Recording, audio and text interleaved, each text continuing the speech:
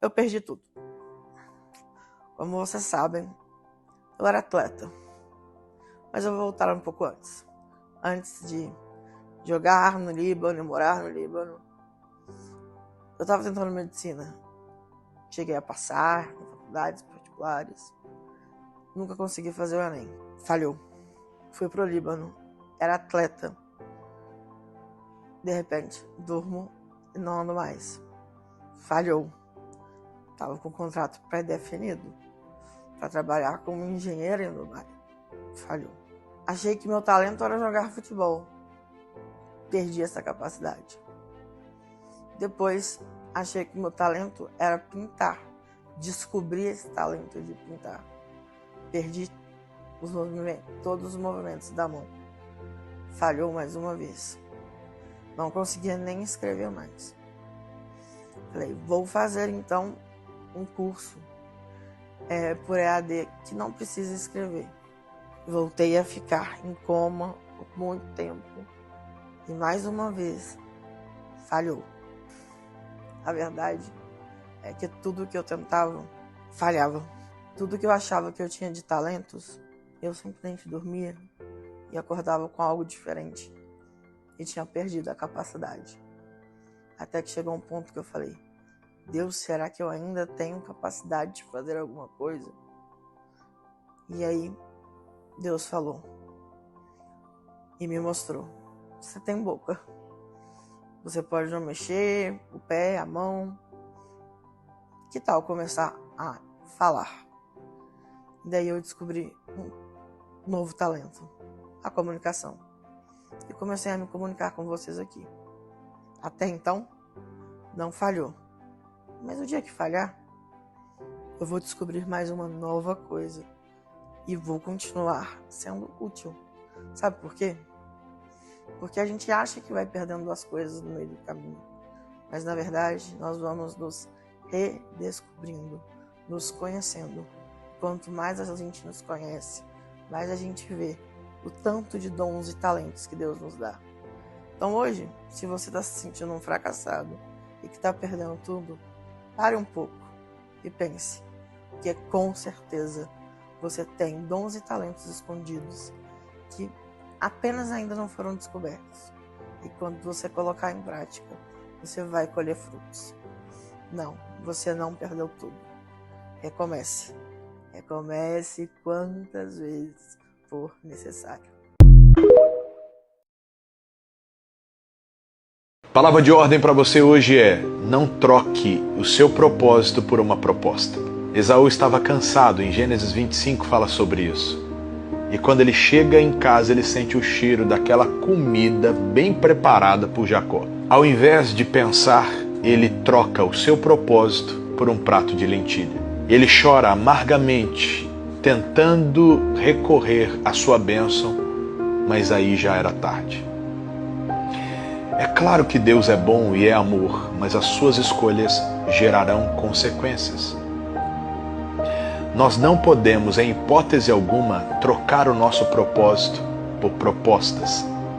Eu não sei, mas talvez as propostas estão vindo para que você abandone a sua casa, abandone o seu marido, abandone a sua esposa, abandone a sua fé, abandone a sua igreja, abandone todos os valores que Deus colocou dentro de você por alguma aventura. Tome muito cuidado, pois essa voz não é a voz de Deus. Deus tem um propósito para a tua vida. Aceite o propósito e rejeite as propostas. Forte abraço. Tem gente subindo no altar, com todo respeito à minha palavra, viu, irmão? Siga o Eu venho nosso debaixo do perfil. sangue de Jesus, por causa de título, de amizade, política de amizade, por causa de olerite, por causa de patente. Eu fui pregar numa igreja, cheguei na igreja com o meu carro, o irmão olhou no estacionamento, olhou a placa e falou: Catanduva, pastor Isaías. Eu abaixei o vidro, ele disse: Pai do Senhor, pastor, Pai do Senhor. Ô pastor, o senhor quer que eu estacione? Aí eu olhei e só tinha uma vaga, irmão. Eu falei para ele: mas aonde eu vou estacionar? Aqui. Eu falei: se o senhor não se importar, não é que eu não quero que o senhor dirija o meu carro, mas se o senhor não se importar, eu coloco aqui. Simpático, educado. Pois não, pode colocar. Coloquei o carro, falei para ele: o senhor quer ficar com as chaves? Não, fica tranquilo. A saída não é por aqui, aqui é a entrada. A saída é por lá. Então, na verdade, o senhor é o último da fila. Todo mundo vai ter que sair para depois o senhor sair. Pode ficar com a sua chave. O senhor me dá a honra de te levar ao altar para o nosso pastor? Falei, pois não, irmão, se o senhor quiser. Não, eu faço questão. No meio do corredor ele encontra um diácono. Ele olhou para o irmão e falou, irmão, pastor Isaías, o pregador, o senhor pode levar ele até o pastor? O diácono disse, pois não. Ele falou, pastor do senhor, olha que educação. O senhor não vai se sentir constrangido de eu deixar o senhor na mão do diácono para te levar até o pastor? Porque eu preciso voltar lá na calçada para tomar conta dos carros.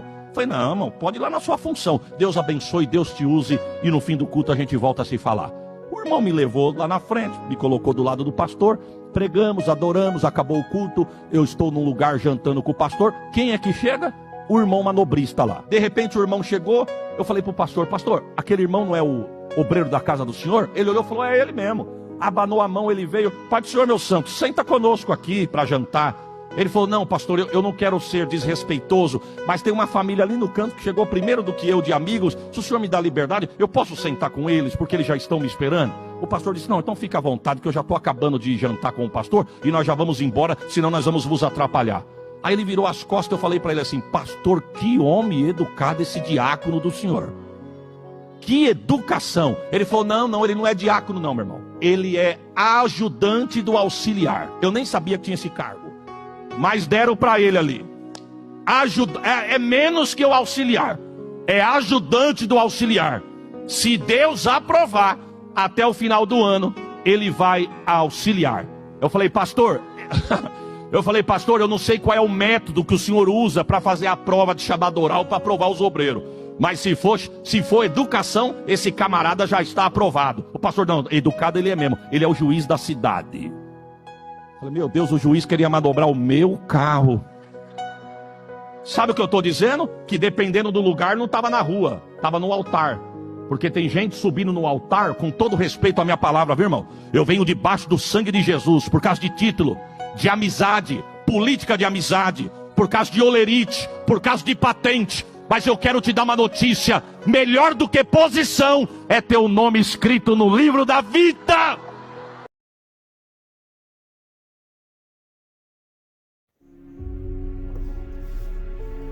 A palavra de Deus diz em Filipenses 4,13, o apóstolo Paulo, ele diz, posso todas as coisas naquele que me fortalece. Ele se referia exatamente ao Senhor Jesus Cristo, porque nos versículos anteriores, quando a gente observa a contextualização desse texto, ele diz que havia passado necessidades, que havia aprendido a ter fartura. Ele disse que havia passado muitos momentos de alegria, mas também muitos momentos de tribulação e angústia. E nem por isso ele desistiu, porque ele tinha um objetivo maior, que era continuar olhando para o autor e consumador da sua fé. E esse é exatamente o nosso erro, muitas vezes, que nós incorremos de perder o foco no nosso Senhor e Salvador Jesus Cristo, o único que tem o poder de nos fortalecer e de manter a nossa integridade espiritual, nossa confiança, nos manter de pé na sua presença. Então, quando a gente começa a contemplar todas as adversidades da vida, simplesmente nós não devemos nos deixar bater por nenhuma delas, porque por exemplo, agora eu estava quietinho ali, ó, né? Aí o motorista entrou, e ele já chega fazendo barulho, né? Então tudo isso não deixa de ser tribulação. E aí, o que acontece é que nessa hora a gente tem que dizer realmente que tudo podemos naquele que nos fortalece, né? E a cidade não ajuda, essa trepidação não é da câmera não, a trepidação é das ruas, né? Solavanca, buléus, tudo isso não é jeito. Então, para ajudar vem um caminhão ali de frente, tá? Para atrapalhar a nossa vida. Não tem não de parar, o pior é isso. Ele vai chegar no mercado aqui. A sorte é que tem uma vaga do lado esquerdo ali. Eu vou parar aqui, ó. Então, gente, o que funciona? Aí o cara da guarda municipal... Não cabe aqui não. Não cabe aqui não. Então, tudo isso é tribulação. O motorista se parar aqui não consegue. E é um caminhão grande para descarga, entendeu? É uma marca boa, da Volvo, né? E aí? Mas os meninos... Passa nada. Bom que eles me dão outro novo, ué. Os meninos vai Não estacionar. preocupa de jeito nenhum. Então, é isso. Né? Eu perdi até o rumo que eu tava fazendo aqui. Perdeu até o raciocínio. Tá vendo? É difícil. Um fundo bonito desse aí, mas não tem jeito de a gente concentrar. Tirar o braço aqui que acaba atrapalhando. Né? Então, deixa eu ver. Aí tem o mercadinho da Daniela aqui, ó. Tem que voltar lá no... Vai ter que ir lá em Muzambinho outra vez. Timbuktu pra virar aqui. Então é sorte que tem um campeão saindo. Então, gente, esses 3 minutos parecem uma eternidade, não acaba nunca. Então tá saindo um cara que ele é crente, né? A mãe dele chegou de oração. E é isso aí, sabe? A vida é assim, parece que a gente tá fazendo um podcast aqui, mas não é. São as realidades do dia a dia, entendeu? É graças a Deus que nos dá vitória por nosso Senhor Jesus Cristo. Então estamos aqui de novo. Deixa eu ver se eu lembro de onde que eu comecei a falar para continuar o que eu estava falando. Filipenses 4:13. Então parece um contrassenso da parte do apóstolo Paulo quando ele diz assim que pode todas as coisas em Cristo que o fortalece. Por quê? Porque não podemos viver num mundo de Alice, no País das Maravilhas, ou seja, fazer de conta que está tudo bem, tudo certo, porque não está, né? Hoje mesmo, então, um debate na Câmara dos Deputados, por exemplo, para que seja, aliás já está aprovado, né? Só falta executar a lei que vai começar a banir os aplicativos que não estiverem de acordo com a conjuntura do ponto de vista do Tribunal Superior Eleitoral. Aí, o que amacia e chega até a criar como é que podemos dizer, uma opção, vamos dizer isso, é que os aplicativos têm a responsabilidade de analisar todo o conteúdo que é publicado e aquilo que, segundo as diretrizes do TSE, for encontrado como ilegal e contrário à democracia, ou o aplicativo faz o banimento dessa postagem, ou o aplicativo será executado, ou seja, será banido pela Anatel, Agência Nacional de Telecomunicações. Entendeu? Então, em partes, eu eu creio que estão fazendo uma coisa correta, porque, sabe, existe muita fake news. A palavra fake news do inglês significa notícia falsa, entende?